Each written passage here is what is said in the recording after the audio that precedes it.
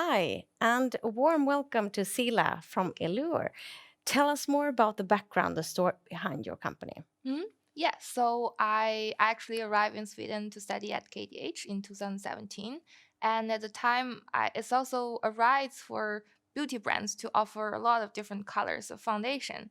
And I was in a store and I saw around like 50 shades of foundation. I was like, oh, that's great. But what's behind it? How can they sell everything? And actually dig in and find out that around 20% are bestsellers and 80% don't really move. I was like, oh, okay. And around 9 billion products every year end up not being sold. I was Mm, like, that is a big problem. mm, Um, but how can we solve it? And I was working with a group of students back then, and we were like, okay, but what if we let brands create virtual products first, and mm. only after something is ordered by the consumer, we make it on the spot, like a 3D printer in the shop. And from then on, we started developing the product and the company, and here we are. So, if you, that's really interesting. I mean, that's a lot of Mm-hmm. waste.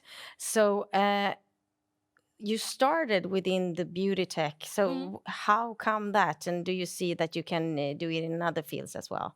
Yes, so we started with beauty because that's where the consumers are the most interested, and it's the easiest for us to enter the market because the consumers are interested. But we see that our technology is also suitable for other things. Almost every liquid thing that you see in the supermarket, we can customize or make on demand, or even over the counter medicines. So, of course, we start with beauty, but the market is much bigger for us. Yeah. So, to start to collaborate with you, what Mm, do you think? I mean, this is a mindset, mm, right? mm, Like you need to be brave. mm. Can you tell us more about the collaboration that you have right now and how does it work? Yes. So we are the world's first manufacturing as a service Mm, platform for beauty brands. So as a beauty brand, if you want to have your products custom made or you want to make it on demand, you see the challenge your logistic chain, you want to make it more resilient, you want to produce locally, you can contact us and we can work together to see how we can kind of if we can use your formula directly into our machine or if we can adapt it a little bit and then use our machine to produce it locally on demand or even personalized. mm. That's really exciting. So, is there any challenges that you have seen? I mean, when for both the consumers and the Mm-hmm. collaborations that you have? Yeah, I can see that their consumers, especially here in Sweden, cares a lot about sustainability, Mm, but it's more, I would say the direction is more about, okay, is it vegan? Is it from plant origin and so on? But and it's a lot about like reusable packaging, but mm, the core is not there. The mm, core is that we produce too much and we mm, don't use everything. And the whole mindset of buying more and more, that's the core problem. mm, So it is something that need brands also, and companies also need to change in their manufacturing processes and their supply chain to be able to create something that is more sustainable instead of only urging the consumer and say, hey, we have a mm, reusable packaging or recyclable mm, packaging. And of course this takes a lot of effort from us and from the brand, and we also need support for example from the government to be able to make the change so that mm. together we can make a big leap forward.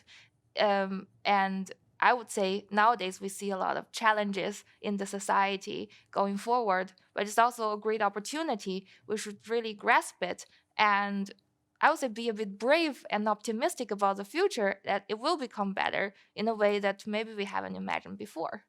Yeah, I see that there is a change, of course, in behavior in so many Mm. different levels.